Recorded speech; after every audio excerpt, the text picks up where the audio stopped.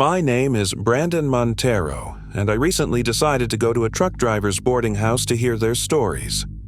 I asked several strong, intimidating, and experienced men to tell me about the worst experiences they'd had while transporting heavy goods across the country.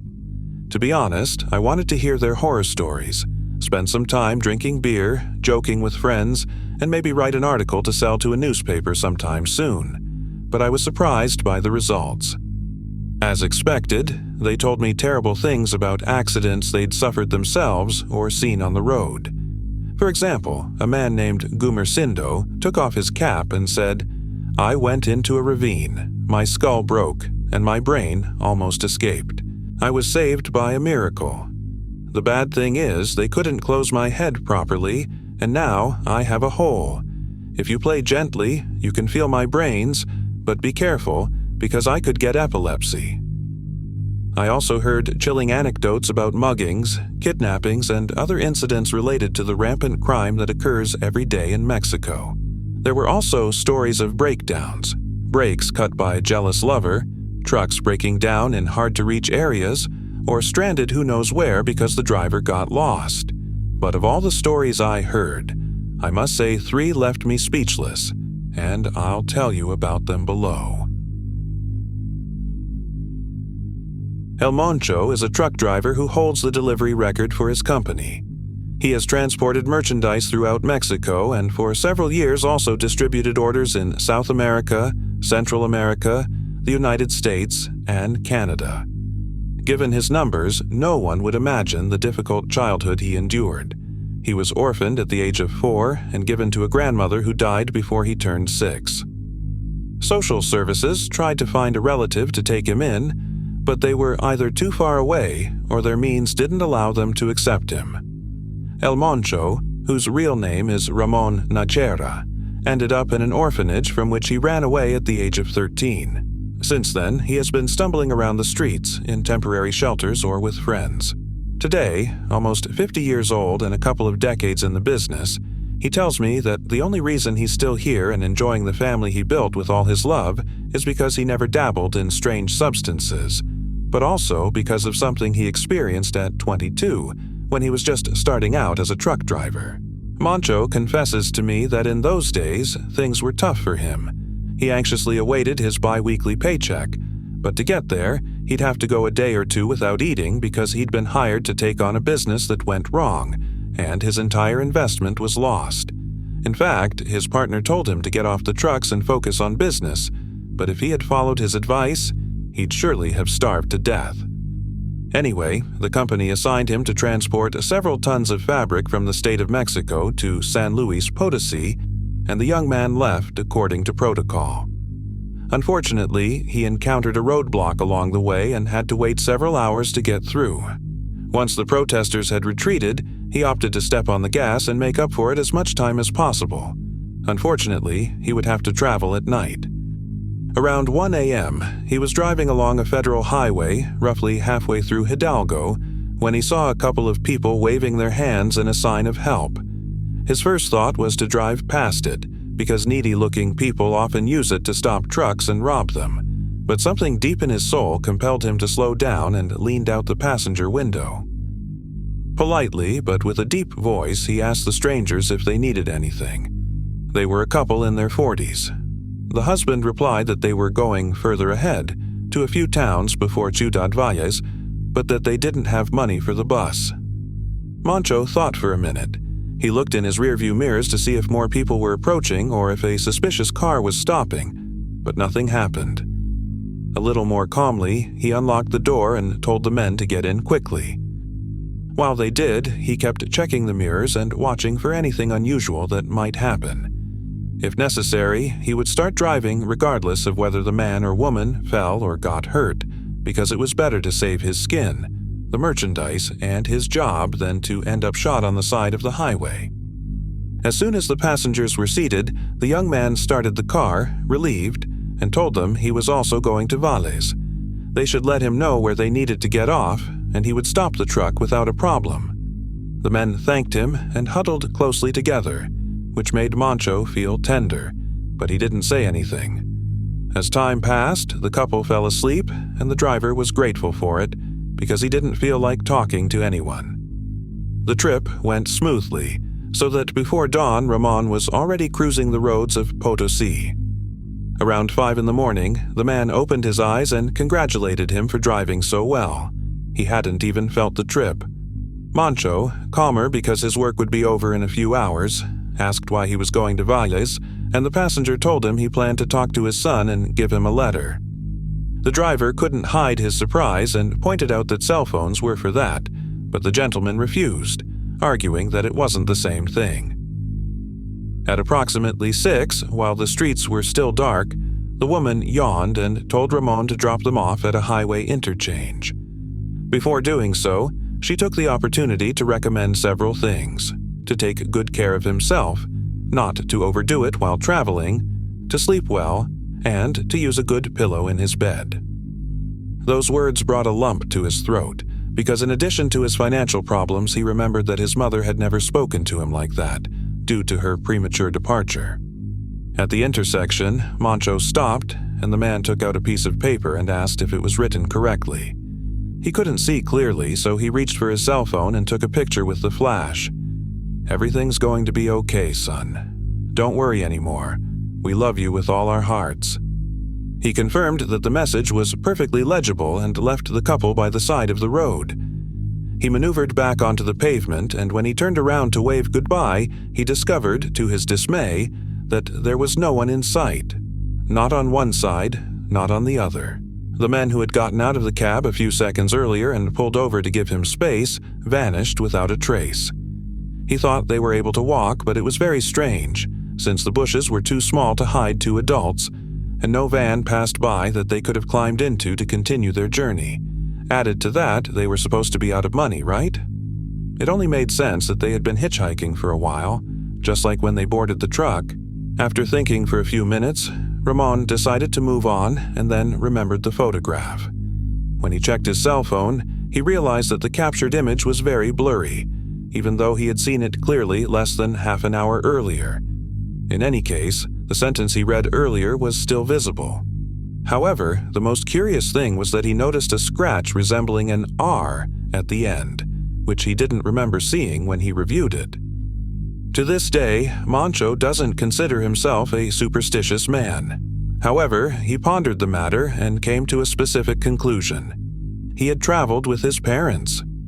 After their deaths, along with his grandmother's, the orphanage didn't let him have anything, not even photographs, so he doesn't remember what they looked like.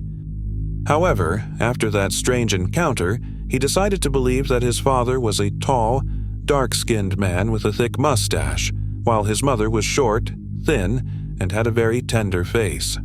For him, that trip gave him all the encouragement he needed to move forward. He managed to solve his financial problems, earned a promotion, and worked hard to become a responsible father, free from vices and bad habits. Story 2. Traveling with Schizophrenia. Narciso Bracamontes is a 43-year-old truck driver. He was diagnosed with schizophrenia at 12, an age since which he has maintained a constant struggle between reality and the hallucinations his illness generates. Of course, he undergoes rigorous treatment that allows him to enjoy a more or less normal life. But on certain occasions, his mind makes him see things that are completely out of character. He tells of a time when, while going through a rather severe crisis in his life, he didn't realize whether he had taken his medication or not.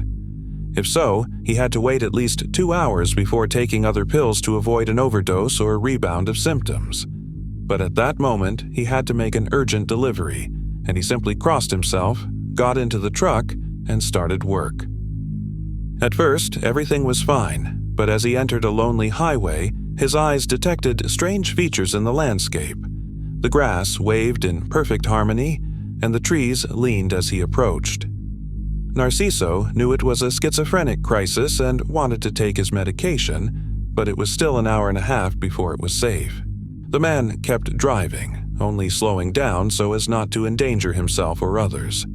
He figured that if things got more difficult, he would stop to wait the necessary time and take the appropriate capsules. However, for now, he could handle it. After about 20 minutes, he noticed small black creatures emerging from between the grass and trees. He slowed his vehicle even further and saw some beings with long hands and very dark skin waving at him as they passed. He tried not to get distracted, but every so often he turned around and looked at them briefly. Narciso said that if he had to give them a name, they would have to be elves or gnomes, but without colorful clothes or sweet faces. Fortunately, the creatures were left behind, and he was able to continue on his way without incident. The road flowed normally for a while, although with only 10 minutes left until he could park and take his medication, he noticed a girl on the side of the highway. He left her behind, and she must not have represented anything interesting. But a few meters ahead, he saw her again. And then, again. He drove his truck forward to find her again, and she seemed to be looking for him, emerging from the bushes just as the driver could see her. The man found it strange that a vision of his illness could be so clear and devoid of monsters and deformed things. So he looked at the girl and noticed that she was about 19 years old. She also had dark hair that reached her hips, but she kept it loose, covering part of her face. She was wearing a long navy blue skirt and paired it with a white blouse with a gold M on it. The grass hid her shoes, but revealed a pile of metal earrings in her hands.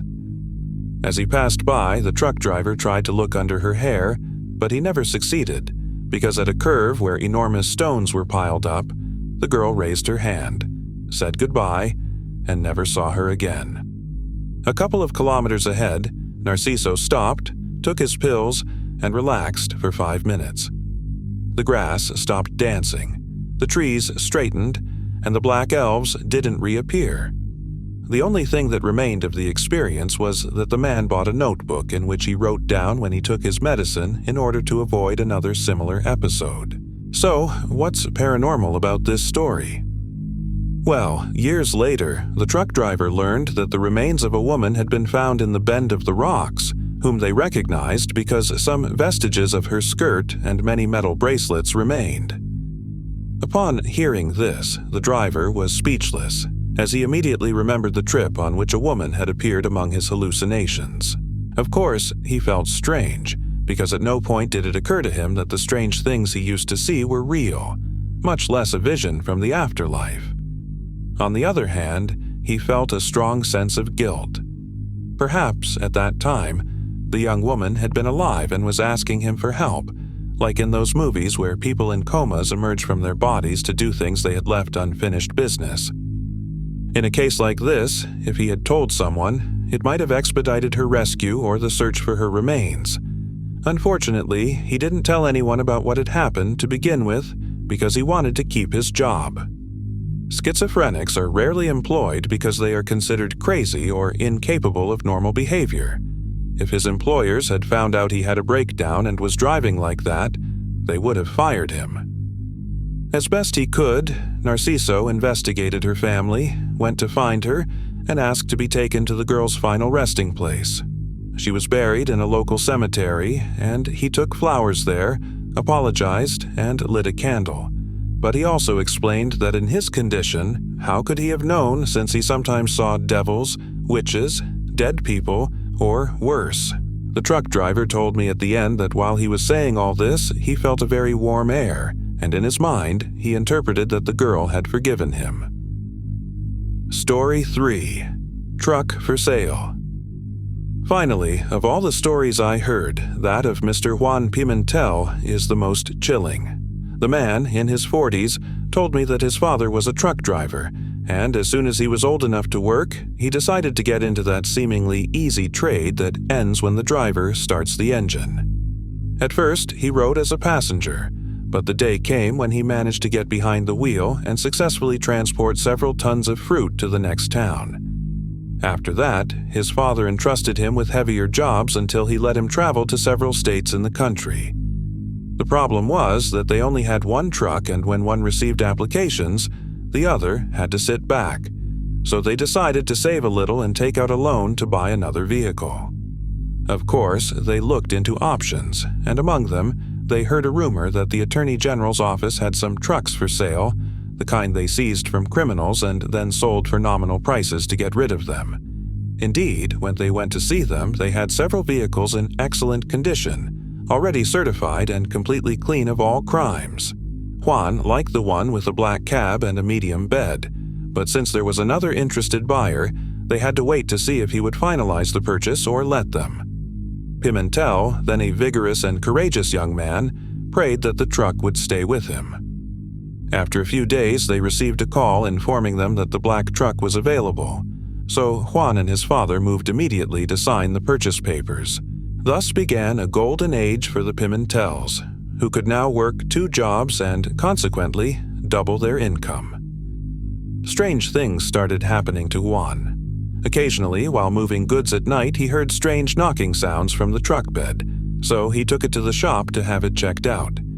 The mechanic looked for each nut and bolt, but found no damage. Believing it to be unjustified concern, Juan focused on work.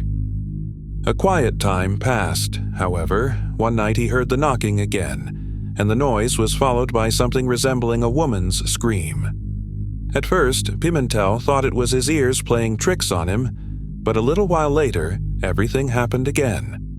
The young man pulled over, made sure there were no suspicious people nearby or trucks moving more slowly than usual, and then opened the box. Using a flashlight, he peered inside, but found only the furniture from the move he was carrying out. He locked the door, got behind the wheel, and continued with his work. From that moment on, young Pimentel's life began to turn into hell. If he worked after 6 o'clock, his cab would emit constant, spaced-out thuds throughout the journey. These thuds were now mixed with increasingly blood-curdling screams, as if instead of raw materials or furniture, he was transporting dying or sick people. Several times he stopped to check, and each time he saw the box completely calm. In the end, he decided the problem wasn't the truck, but him. So he decided to see a psychologist, to whom he told the story, and who prescribed over-the-counter tranquilizers. As time went by, it seemed the therapy and pills solved the problem. Unfortunately, the blows and screams returned even though he followed the treatment to the letter. As a last resort, he abandoned his psychological sessions and opted to see a priest. The priest initially told him he could help him only by having his truck blessed, because the church was very bureaucratic about such matters. But, seeing the boy's despair, he gave him the address of someone who could help him more quickly. Leaving the chapel, Juan ended up in the most remote neighborhood of his neighborhood, where Anna lived, a short woman with short hair and a kind look. She offered him a coffee and listened attentively to his words. As soon as he finished, he asked her to get some candles, coarse salt, and other necessities he needed, but to prepare it for that same night. Just as she had said at 9 o'clock, with darkness falling over the city, Anna knocked on the Pimentel's door and was led to the truck. From the start, the woman said something was strange. She drew a circle around the vehicle with the salt and lit a candle in front of it, another in the back, and one on each side. Then, using a stool, she climbed into the box and asked for it to be closed. She was inside for about 10 minutes, during which nothing was heard. Then she came out. She was unharmed, but her face was bathed in tears. "I know what happened here," she told the family, still crying. "This truck is covered in innocent blood. There are so many women in there that it's hard to breathe. By the grace of God, I can see and hear things that others can't. So I communicated with the spirit of a young woman named Vanessa, and she revealed to me that this truck was once used to trade women. Several couldn't stand the journey and left right there, suffocated, dehydrated, or frightened. Others, like Vanessa, went to great lengths to avoid the terrible fate that awaited them after being sold to unkind people. Boy," she turned to Juan, "did you get what I asked for? We have to clean your truck." Of course, Juan and his parents gathered everything: salt, alcohol made with herbs, palo santo, incense, cinnamon, and rosemary oils, as well as other materials. As soon as they saw Anna begin the ritual, they stepped aside and let her work. Oh, this day, the family doesn't know if they hallucinated or heard correctly, but as the fire burned and the woman threw powder into the flames, they heard a lot of banging and noises similar to the crying of a young girl. Around midnight, everyone swept up the ashes left over from the bonfire and placed them in a black bag that Anna planned to take to the cemetery to symbolize the Christian burial of the women. Finally, she gave the young man a bunch of herbs to ward off any bad energies that might have clung to his truck. Over the years, Juan took it upon himself to prepare his herbal bundle and still carries it with him, although, of course, the vehicle is no longer the same. Before I said goodbye to Mr. Juan, he told me that the strange sounds from his vehicle had stopped, but he sold it at the first opportunity. Furthermore, he never forgot the anecdote and never bought used things again, especially not those sold by the police, because you never know what might be stuck to them.